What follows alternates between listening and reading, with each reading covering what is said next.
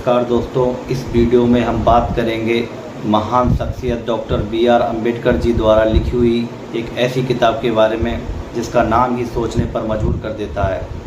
दोस्तों, इसका नाम है वेटिंग फॉर अ वीज़ा। आखिर इसका नाम ऐसा ही क्यों रखा गया?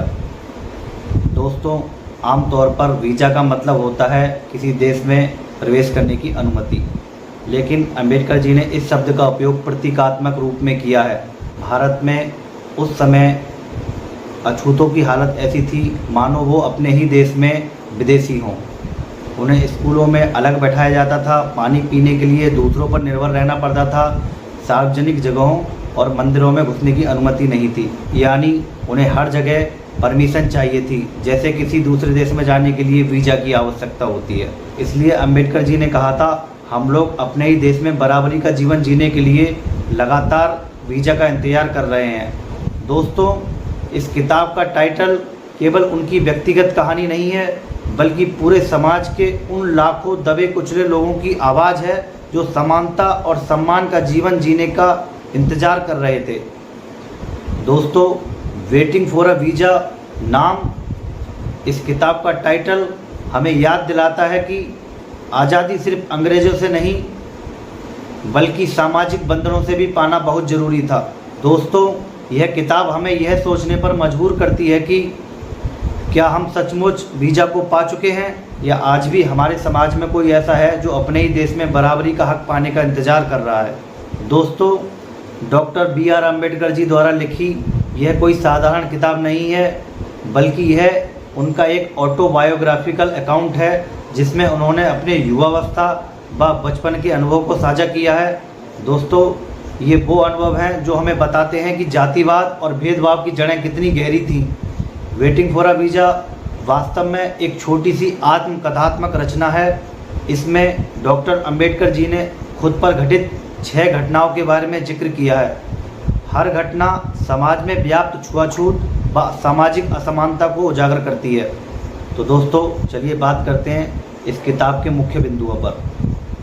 पहला अनुभव, यात्रा की पीड़ा।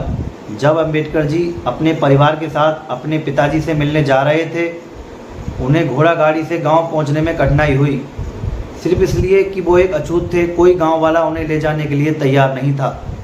ये अनुभव बताता है कि कैसे एक मासूम बच्चा भी भेदभाव का शिकार बनता है। दूसरा मुख्य बिंदु इस किताब से मैं आपको बताना चाहता हूँ, स्कूल में उन्हें पानी तक छूने की इजाज़त नहीं थी। शिक्षक या ऊंची जाति के बच्चे ही उन्हें पानी पिला सकते थे। दोस्तों, यहाँ तक कि उन्हें बैठने के लिए चटाई तक नहीं दी जाती थी। इस किताब के तीसरे मुख्य बिंदु पर मैं बात करता हूँ। दोस्तों, उन्होंने लिखा है कि उनके साथी और उनके समाज के लोग अचानक उनसे दूरी बना लेते थे जब उन्हें पता चलता था उनकी जाति के बारे में। दोस्तों, यह बात बहुत मार्मिक है कि इंसानियत से ज़्यादा जाति को महत्व दिया जाता था। कुछ और अन्य घटनाएं जो अम्बेडकर जी द्वारा इस किताब में लिखी गई हैं, होटल में भोजन ना मिलना, समाज में सार्वजनिक जगहों से दूर रहना, और यहाँ तक कि बीमारी में डॉक्टर से इलाज पाने में भी कठिनाई। दोस्तों, हर घटना एक घाव की तरह है और अम्बेडकर जी ने इसे बड़े साहस के साथ लिखा है। दोस्तों, waiting for a visa book हमें सिर्फ अम्बेडकर जी की तकलीफ़ों की कहानी नहीं बताती, बल्कि हमें सोचने पर मजबूर करती है कि जब उस समय उस दौर में एक बच्चों को इतना सब कुछ सहना पड़ा तो समाज कितना क्रूर रहा होगा।